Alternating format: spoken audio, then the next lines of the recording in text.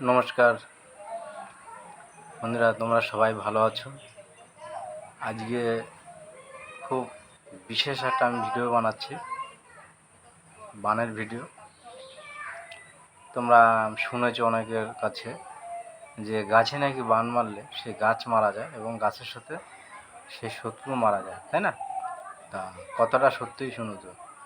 এই ধরনের বান আমি প্রচুর জানি ভাই, কিন্তু এই ইউটিউব চ্যানেলে না দিতে ভয় লাগে। কেন বলো তো? পৃথিবীতে ভালো মানুষও আছে এবং খারাপ মানুষও কিন্তু বাস করে, তাই না? তা পৃথিবীতে যারা খারাপ মানুষ তারা খুব ভালো থাকে, আর যারা খুব সৎ মানুষ হয় তারা ভাই ভালো থাকতে পারে না। তাদের শুধু কষ্ট, তারা লোকে ভুল বোঝে, কষ্ট দেয়, ধোকা দেয়, তারা ঠকে, সব জায়গা মার খায়। আর যেগুলো খারাপ মানুষ তারা সব জায়গা বুক ফুলিয়ে চলে। অতএব মানে যারা খারাপ হয় তাদের হচ্ছে এই দুই কান কাটা থাকে, তারা রাস্তার মাঝখান দিয়ে চলে। আর যাদের সম্মান আছে, সৎ, তারা রাস্তার এক সাইড দিয়ে চলে। আমার কথা কিন্তু যুক্তি আছে বন্ধু। তা এই যে আমি যে বিদ্যার কথা বলছি, এই বিদ্যা ধরো এরকম খারাপ মানুষের পাল্লা যদি আমার এই চ্যানেলটা দেখে, যদি বিদ্যা পড়ে যায়, তাহলে তো ওই খারাপ মানুষ কী করবে? ওর খারাপ পথে যত ইনকামে বাধা আসবে, ভালো মানুষকেও বান মেরে মেরে ফেলবে। আমার কথা সত্যি না? মেরে ফেলবে। তাহলে অসহায় সৎ মানুষ মারা যাবে, সেটা আমি চাই না। তা কেন চাই না, কী ব্যাপার, সেটা লাস্টে একটু বলবো। আমি যে বানটার ব্যাপারে আলোচনা করছি, শোনো।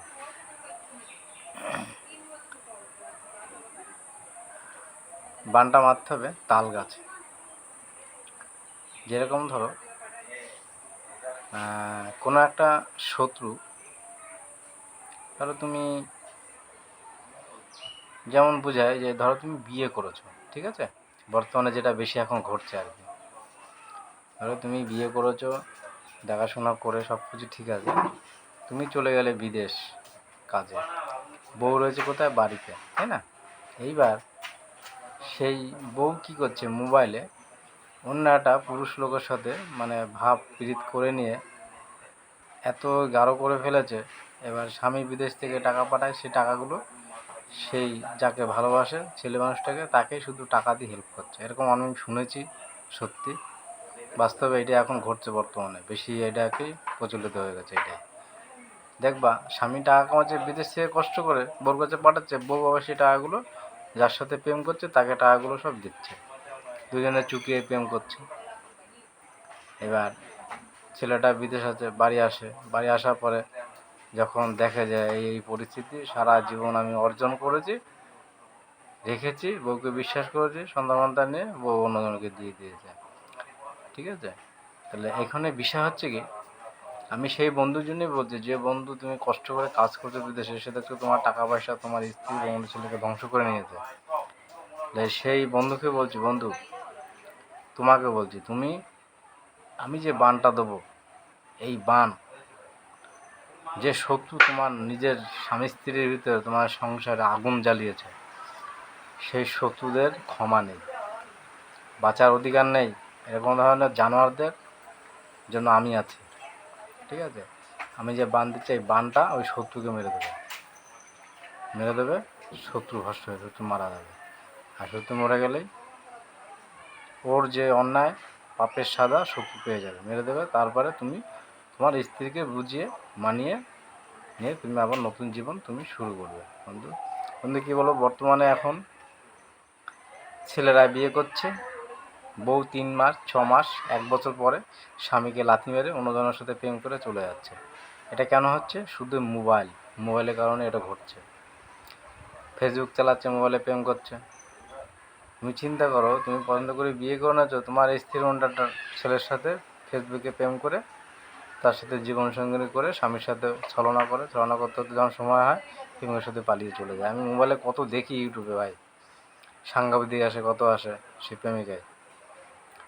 তাই এরম যদি কারোর জীবনে ঘটে, ধরো ঘটেনি বা আগামী দিনে ঘটবে, ঠিক আছে, তাদের জন্য এই ধরনের অস্ত্র জেনে রাখা দরকার আছে, এরকম অসুরদের মারার জন্য। যে অসুর একজনের স্ত্রীর সাথে এরকম অবৈধ সম্পর্ক করে সেই অসুর সংসারে আগুন জ্বালিয়ে দেয়, সেরকম অসুর পৃথিবীতে বেঁচে থাকার কোনো অধিকার নেই। হ্যাঁ, কথাগুলো শুনতে খারাপ লাগবে, যে এইসব কাজ করে বেড়াচ্ছে তার কথাগুলো শুনতে খুব খারাপ লাগবে। কিন্তু আমি সেই অসুরকেও বলছি, অসুর মানুষ হয়ে জন্ম নিয়ে এরকম মানুষের ক্ষতিটা না করাই ভালো। তা যাই হোক, অনেক বললাম, মানে আমি এসব পছন্দ করি না, খুব রাগ উঠে গেছে তাই এগুলো বললাম, আমি পছন্দ করি না এসব। যাই হোক, যে বানটা বিষয়ে আলোচনা করছে সেটা হচ্ছে বীজ মন্ত্র। হ্যাঁ, যে বান খুব শক্তিশালী হয় সেটা বীজ মন্ত্র হয়, বাক্য কম হয়। ঠিক আছে, মঙ্গলবার দিন কী করবে, মঙ্গলবার দিন তুমি একটা তোমার গ্রামে বা কোনো দূরে, কোনো পাশের গ্রামে না অন্য অনেক জায়গা দূরে একটা গোপনীয় তাল গাছ তুমি দেখে রাখবে, যে একটা তাল গাছ। ঠিক আছে, এই বানটা মাথায় তাল গাছে, তোমরা শুনেছো, সেটা আজকে আমার কাছে শোনো। সেই তাল গাছ দেখে আসবে, কবে দেখে আসবে, তুমি ধরো মঙ্গলবার দিন বানটা করবে, তাহলে তার 1 সপ্তাহ আগে বা 10 দিন আগে দেখে রাখবে যে কোথায় তাল গাছ আছে, এই গ্রামে নাই, সে গ্রামে অমুক গ্রামে আছে, তাই না, দেখে রাখবে। ঠিক আছে, যাই হোক, এবার তুমি তাল গাছটা দেখে আসলে, দেখাটা হয়ে গেল। এবার তুমি কি করবে, তুমি একটা কামারের কাছে যাবে, যে অস্ত্র বানায়, মানে কাঁচি, দা, কুড়াল বানায়, সে কামারের কাছে যাবে, গিয়ে বলবে যে দাদা আমাকে 18 ইঞ্চি লম্বা একটা শলকা বানিয়ে দেবে। শলকা মানে একটা গজাল পেরেক বানিয়ে দেবে, গজাল পেরেক বলে। হ্যাঁ, গজাল পেরেক বানিয়ে নেবে, 18 হাত, মানে 18 ইঞ্চি লম্বা হবে, মানে 1 হাত লম্বা, 18 ইঞ্চি হবে। হ্যাঁ, 18 ইঞ্চি যেন কম যেন হয় না ভাই, 17 ইঞ্চি হলে কিন্তু কোনো কাজ হবে না, 18 ইঞ্চি লাগবে, অনেক কারণ আছে, তাহলে ভিডিও বড় হয়ে যাবে, ওই জন্য বলতে পারছি না। ঠিক আছে, 18 ইঞ্চি লম্বা মাপের বলে দেবা, একটা শলকা বানাবা। ঠিক আছে, একে বলে গজাল পেরেক, মানে পেরেক।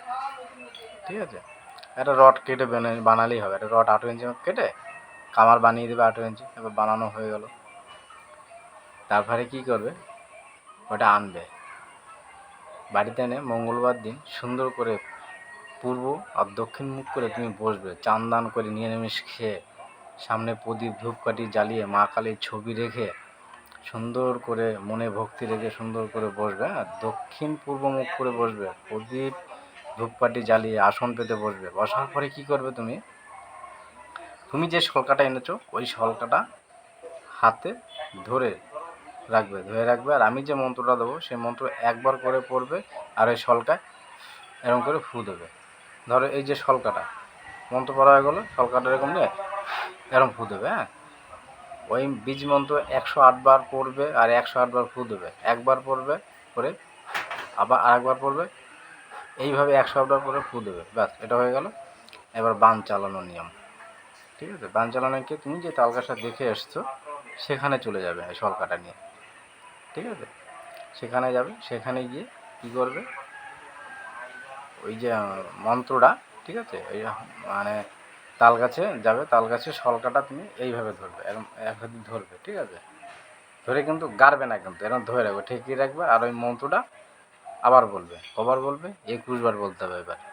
ঠিক আছে, 21 বার বলবে, বলে শলকা এরকম ফু দেবে, এরকম করে ফু দেবে, ফু দেবে, আর একটা কিছু নেবে, হাতির মতো কিছু নেবে, মানে শলকাটা তুমি এরকম গিয়ে ধরবে তাল গাছে, প্রথমে ধরে নিয়ে একবার মন্ত্র পড়বে, ফু দেবে, একটা করে টাক দেবে, অল্প একটু ঢুকবে গাছে। হ্যাঁ, আবার আর একবার মন্ত্র পড়বে, ফু দিয়ে পরে একটু টাক দেবে, একটা ঢুকবে, 21 বার ফু দেবে আর 21টা টাক দেবে।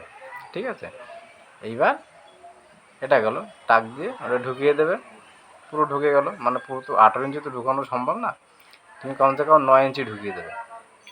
ঠিক আছে, এমনভাবে টাক মারবে, এক এক টাকে যেন 1 ইঞ্চি করে ঢোকে, 1 ইঞ্চি বা হাফ ইঞ্চি, অল্প একটু ঢোকে, অর্ধেকটা ঢুকিয়ে দেবে। ঢুকিয়ে দিয়ে তোমার বান চালানো হয়ে গেল, তুমি সোজা চলে আসবে, গাছের দিকে আর তাকাবে না। কিছুদিন পরে দেখবে, 21 দিন পরে দেখবে, 21 দিন ধ্যান রাখবে যে 21 দিনের ভিতরে যেন ওই শলকাটা যেন কেউ তুলে না ফেলে দেয়, আর সবাইকে তুলতে পারবে না, 9 ইঞ্চি কেটে দিলে সবাইকে তুলতেই পারবে না, টান দিয়ে বেঁকিয়ে যাবে, কিন্তু শলকা বেরোবে না। 3 ইঞ্চি 4 ইঞ্চি গাছের ভেতরে বেরোয় না, 9 ইঞ্চিগুলো বেরোয়। 21 দিন যখন পার হয়ে যাবে দেখবে তাল গাছটা আস্তে আস্তে ঝিমিয়ে যাবে, মানে তাল গাছটা মারা যাবে, তাল গাছে ঝিমানো চালু হয়ে যাবে, শত্রু ঝিমানো চালু হয়ে যাবে, তাল গাছও মরে যাবে, শত্রু মারা যাবে, এই বান কেউ কাটতে পারবে না, আমি পারবো কাটতে, আমি 5 মিনিটের বান কেটে দেবো। ঠিক আছে, তা বন্ধুরা, আমি এতক্ষণ যা কিছু আলোচনা করলাম, এই বানের ভিতরে আমি অল্প একটু নিয়ম বলিনি, এই কারণেই বলিনি অনেক শয়তানের দ্বারা ভালো মানুষের উপর বান চালাবে, এর জন্য আমি অল্প একটু নিয়ম বাদ রেখেছি। যার এটা খুব দরকার সে আমার নিচে কমেন্ট করে জানাবে, তার জন্য আমি নিয়মটা বলবো, তাছাড়া নিয়মটা ওখানে আমি বলবো না।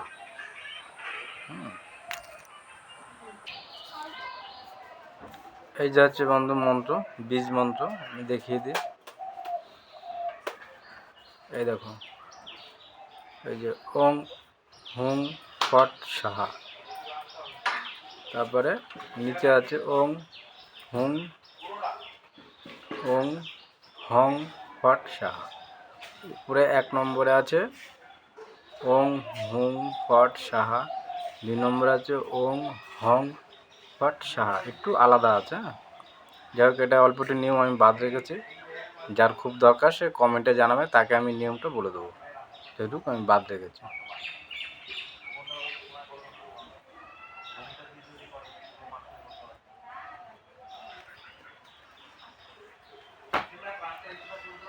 যাই হোক আগামী দিনে এরকম ধরনের ভিডিও তোমাদের দেখার জন্য বা জানার জন্য, তন্ত্রবিদ্যা শেখার জন্য, নিজেকে রক্ষা করার জন্য এবং মানুষের উপকার করার জন্য এই ভিডিওটা যদি তোমাদের ভালো লেগে থাকে তাহলে এটা লাইক করবে এবং সাবস্ক্রাইব করে আমার সাথে থাকবে।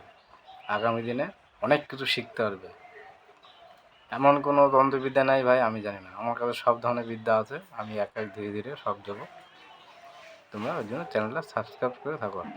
অনেক ইউটিউব চ্যানেল দেখো তোমরা, ওই বিদ্যায় কাজ হয় না, ভুং ভাং বিদ্যা দেয়, সব কাজ হয় না সব। সবাই ভালো থাকবে।